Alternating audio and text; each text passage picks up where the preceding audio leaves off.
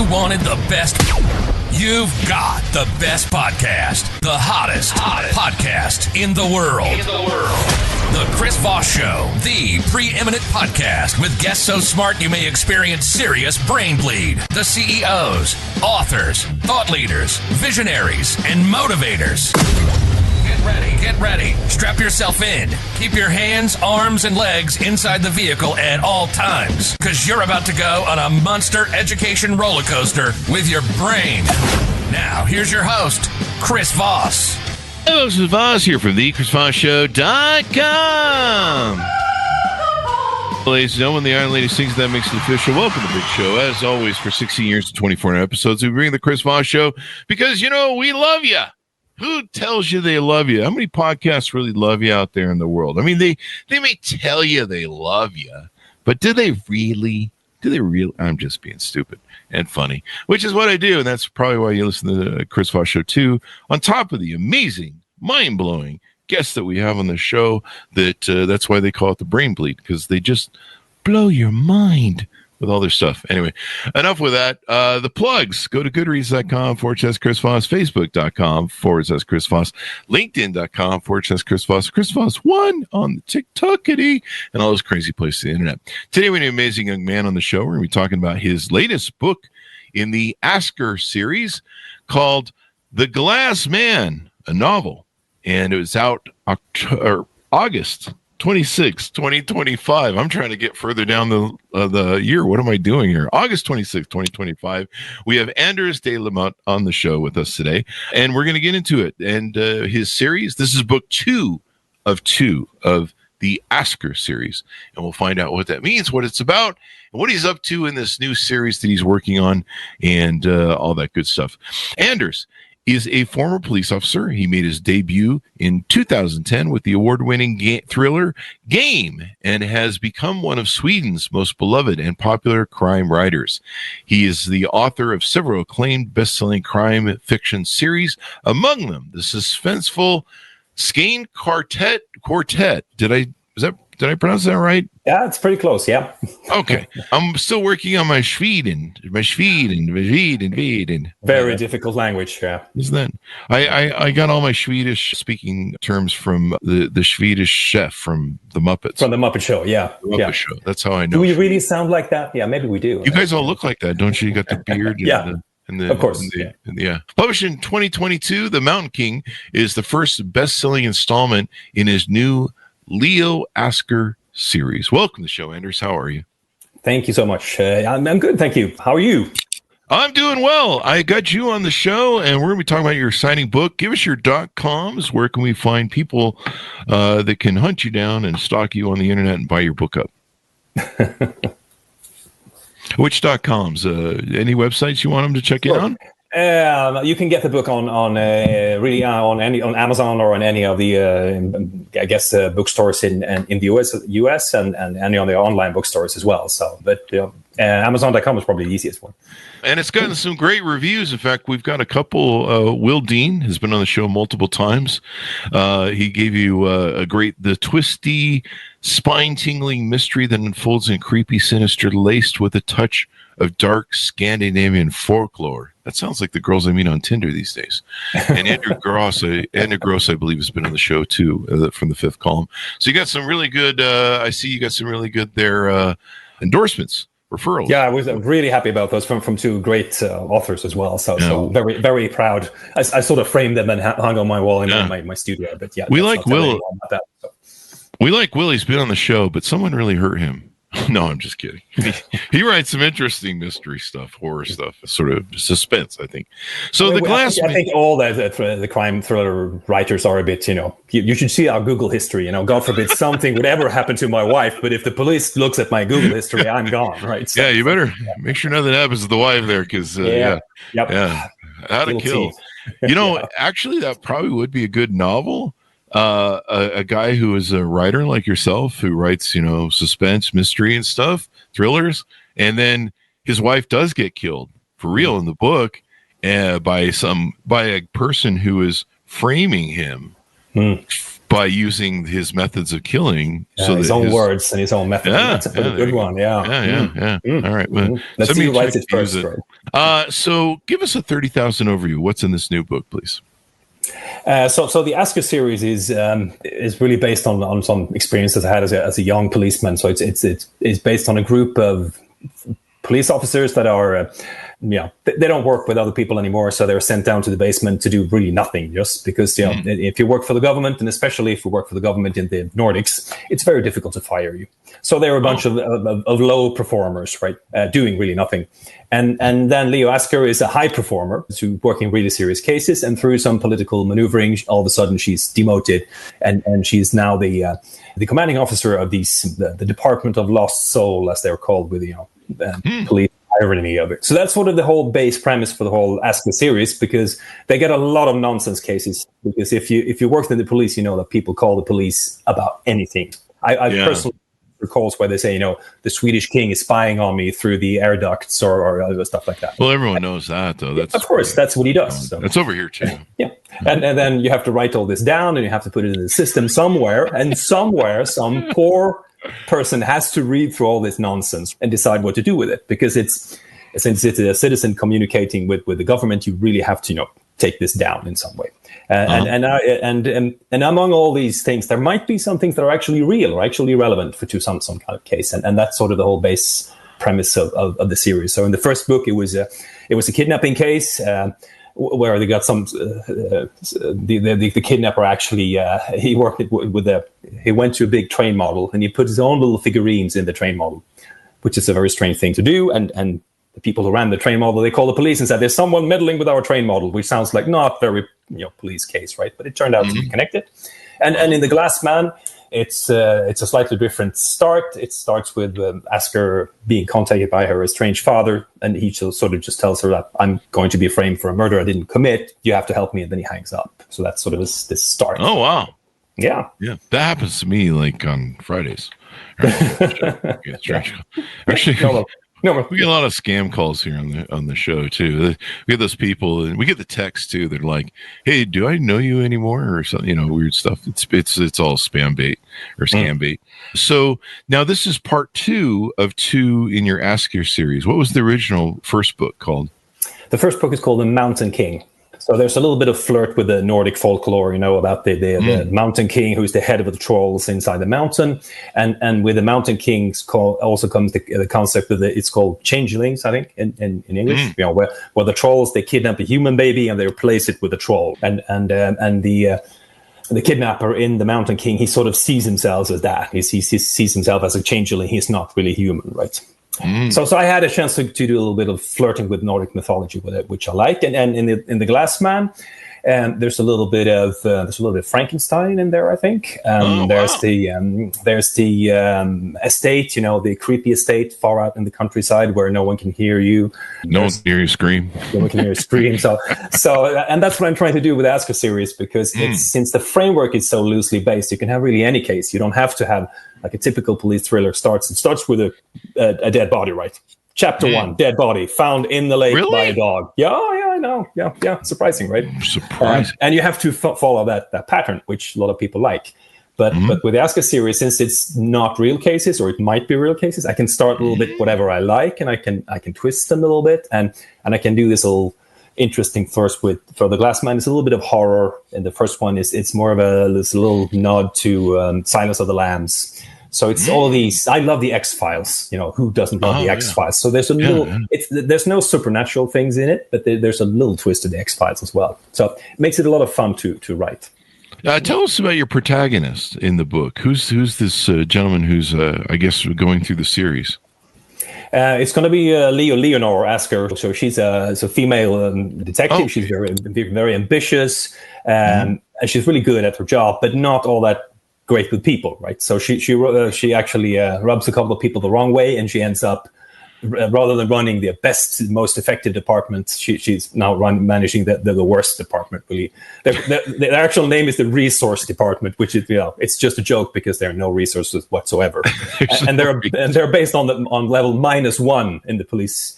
In the whole building. So if you press the elevator is really going to ask you like -1. Are you really sure you want to go to -1? That kind of thing. And I found that interesting, because when you're writing, you want to work with dynamics, right? So here I have a high performer and I have a bunch of low performers, and the whole friction between these two is a great way of driving the story. It's a great engine.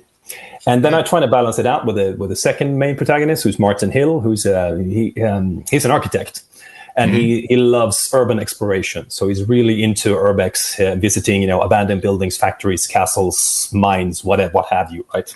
Which is also a great backdrop for any kind of thriller you want to set up. And Sweden is half of Sweden is full of all these tunnels and bunkers and stuff from the Cold War, because we built a lot of that, and they're more or less abandoned, all of them. So there's a lot of things to dig into. And also where, only half of the country is populated, there's a lot of abandoned houses and things to explore. Yeah. The abandoned houses. Yes. So that's a couple of good protagonists to work with, and they know each other from since they were kids, and they haven't known each other for a number of years, and now they're sort of getting reacquainted again, right? So. Yeah. So interesting stuff going on, and all that. How many books have you written total? Let's see. I'm actually working on I have to count. I'm working on my 17th. So I have a couple of different series, and for the Asker series, the third book was published here in Sweden last year, and just before coming on, I'm sort of writing the ending of the fourth Asker book right now. It was supposed to be done last week, but I'm writing it now. So 17 in total, and I also write.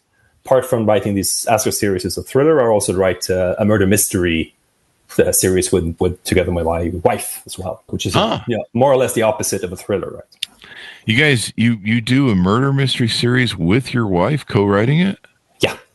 Wow. Do you guys get to take out other fantasies you have of strangling each other sometimes over when you have a bad fight or something? Yeah, I think the first question we get wherever we go to present the books, I think the first question is, how much do you argue? How much you fight? Do they really ask that? Yeah. Wow. Yeah.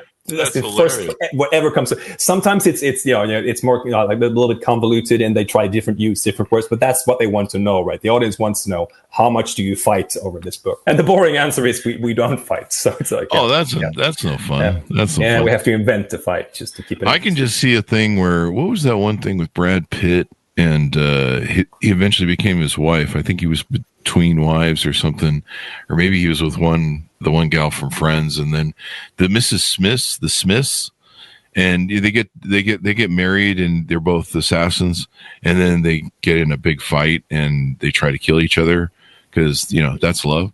And explains my first 9 marriages, and or divorces. I can't remember which. And and so basically you could come up with ways to kill each other, and you're just like, do you really want to do that to me? Anyway, it'd be funny. I don't know. I'm just trying to do goof. So tell us about yourself. When did you start writing? What were some of your influences growing up? What got you interested in books? And kind of when did you start noticing that you kind of had a knack for it? And when did you hit success? Right. As most writers, I'm first and foremost, I'm a reader. So, and I started reading really early because my mother is a librarian. And really? There's an influence for you. County library in southern Sweden, and since I'm born in the 70s, grew up in the 80s, there was no internet, right? So there was there was soccer or there was wrestling, and not your fun part of wrestling, Greco-Roman wrestling. So I was a very mediocre football player and a soccer player, and wrestling sounded deadly.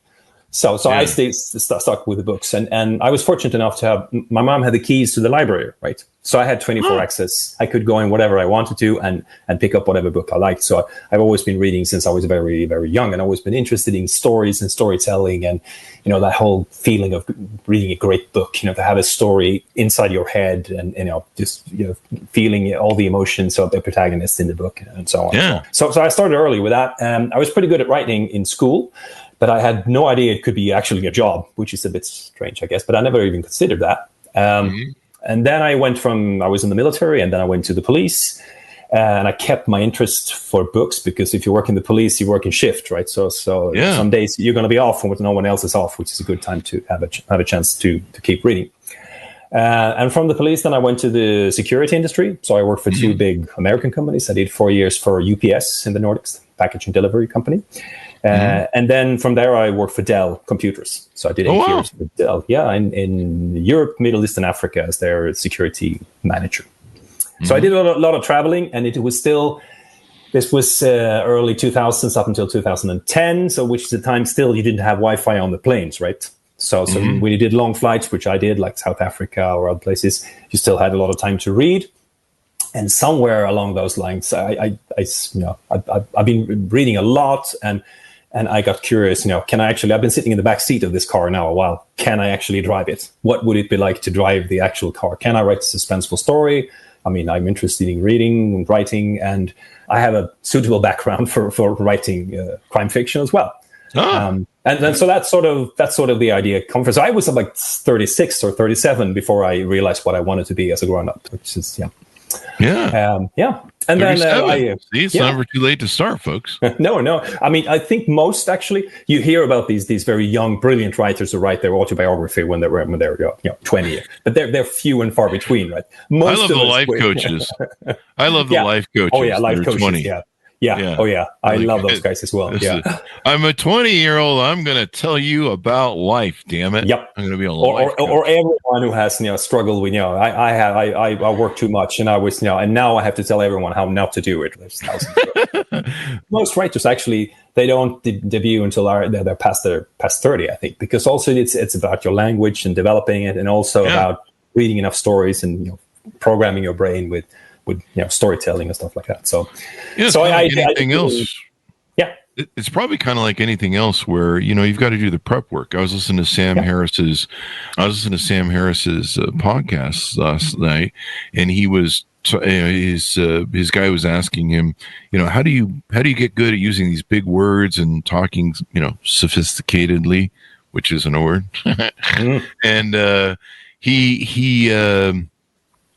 he said, I read a lot of books, from a very young age. I started reading books. I started challenging myself with words and what they meant, becoming a wordsmith. But really, it's just immersing yourself in that environment, right? And it's kind of like that 10,000 hours trade thing where the longer you spend, I cut you off and you were telling the rest of your story. I was going to say, it's practice. Like everything else, it's a little bit of talent, and there's this stubbornness. And practice, and then I like the stubbornness part. Stubbornness, because you spend a lot of time just by yourself, staring at a screen or like a blank page, and a lot of people have this idea about being a writer. You sit on a cafe and you smoke a cigarette and you drink your coffee and you wait for inspiration to arrive. Right? Yeah, inspiration is not going to write the book. And I think I always forget the quote. It's a brilliant quote, but inspiration has to find you working, right? So inspiration will come when you're working, right? It's not the thing that drives the whole thing. So that's sort of how I got started. I debuted in 2010, and 2012 I left my job at Dell to be a full-time writer, and I've been a full-time writer since. Well, great. Best job in the world. And how did you get your first contract to write for the big publishers? The system in Sweden is still slightly different than the US. In the US, you submit everything to an agent, and then the agent sort of sell you typically to the publisher. In Sweden, it's about 50-50. And back in 2010, it was still, you sent your script to a publisher. And you hope that they'll come back. And typically what would happen is that you get a letter like 3 months later on saying, dear Mr. I actually had one. The worst one I ever had was, dear, fill in name here. They forgot to put my name in, right? And then, thank you for your script. So fill in title here, right? Unfortunately, it's not suitable for publication. So they couldn't just say, no, thank you and no thank you. They have to tell me it was unsuitable to be published. They had to shove the shiv right in there. Yeah. And turn the knife a little. Oh yeah, and I've reminded them of that later on when I became very successful. Of course, it was my turn to twist the knife. Those are the best. Those are the best revenges right there. I think that's funny. You took remember this? Yeah. I still have my rejection notes for my book and stuff that I kept, and now I get to have a laugh. But most writers get them, right. It could be the fact that it's actually not very good, but it could also be an idea that the publisher you don't fit their list. They already have something similar. They don't believe in that type of book at the time. The wrong person gets to read it. There's so many factors involved in the whole process that if you knew it beforehand, you probably wouldn't even submit your script, right? So Mine was a business book, and I submitted it to Wiley because they're still big into business books, but they're into business books there, and it was just at the advent of the launch. It actually had been around for 6 months. The iPad, and it was doing so much destruction and change to the publishing business, and I think Amazon was starting to rise at that point where you could self-publish, and it looked like maybe the book publishing business was going to go dead, the physical one, because, it looked like the iPad was going to become the new way people read stuff.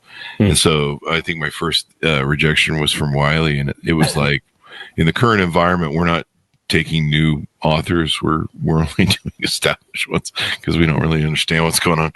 The Steve Jobs guy, something to that effect.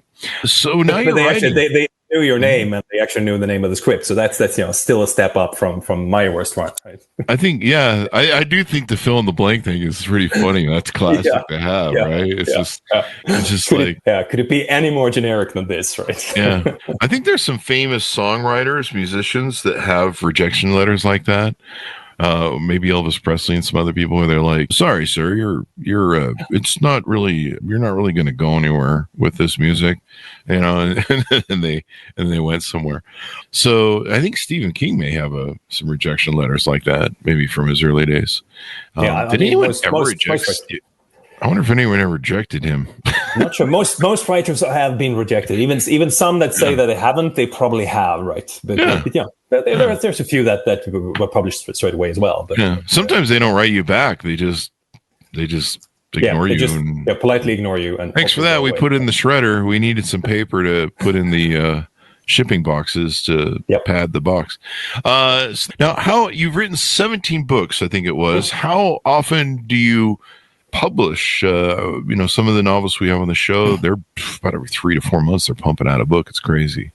I've been publishing one book a year for most of the years, and now the past years I've 2 a year since I co-write one with my wife. We have one in the spring here in Sweden, and I have one by myself in fall. So that's more or less how it works right now. So, and I think that's more or less what you can.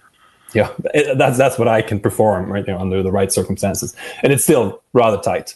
And then, do you have other series that you have with characters moving through those series, or is this the only one?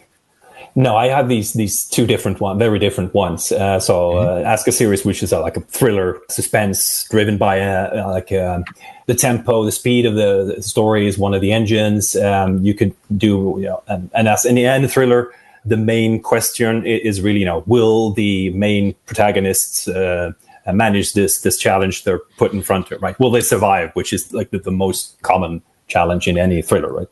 And then we write a murder mystery, which is very different because there's the challenge is all about the mystery, right? Not as much about the characters. It's all about, it's a whodunit, right? Who did it and how and why.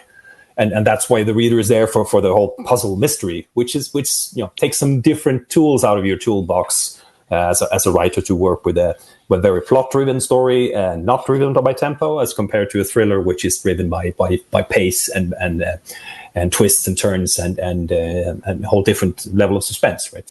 They're very, very different and require some different tools, which I really do enjoy working with. Mm-hmm.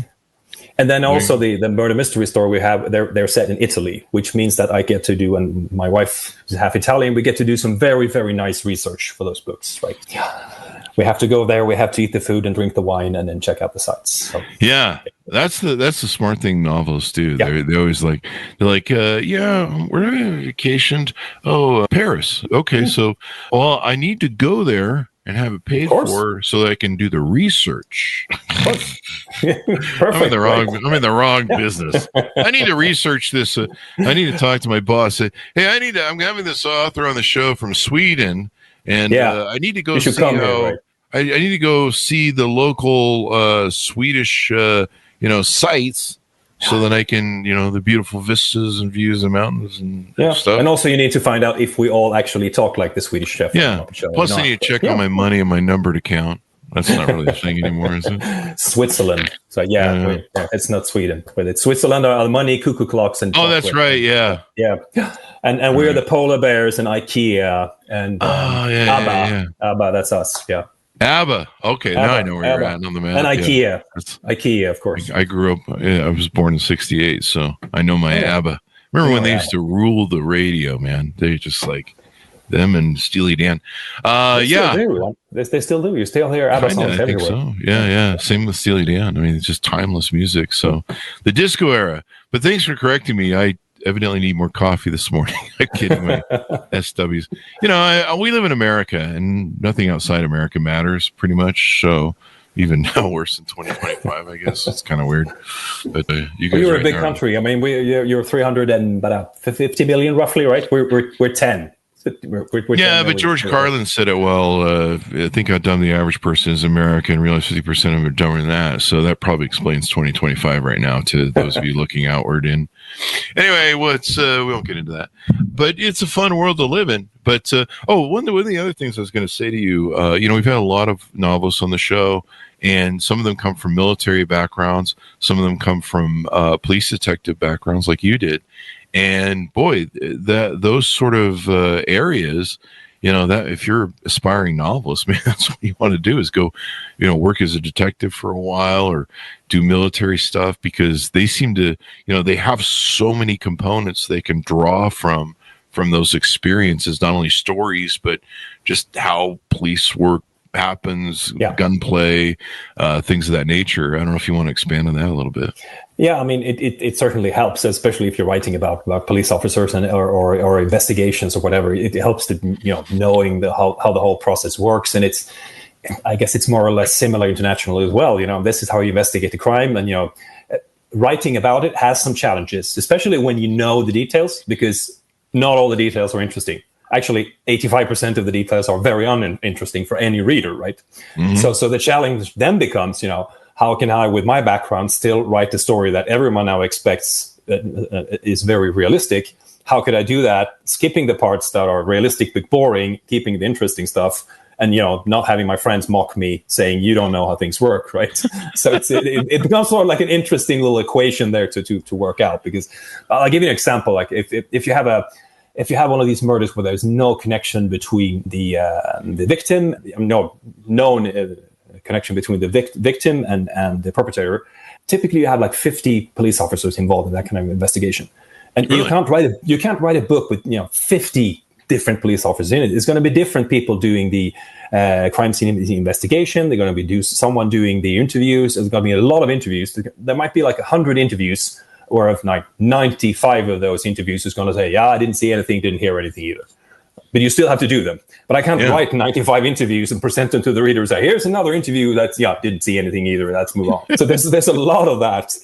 Whenever you see like, here are the files, it's going to be like these big boxes with files. A lot of that's going to be just, marking the boxes, ticking the boxes and saying, we've done this, we checked that, wasn't there. That's not where we're looking, right? And I have to find a way to get around that, not having to describe that to the reader, because it's very uninteresting. And that's one of the reasons why I created the Department of Lost Souls, because they don't really do any police investigations, or if they do, they don't have to follow the normal rules either. So that's my way of cheating the whole being a crime writer with a police background kind of challenge.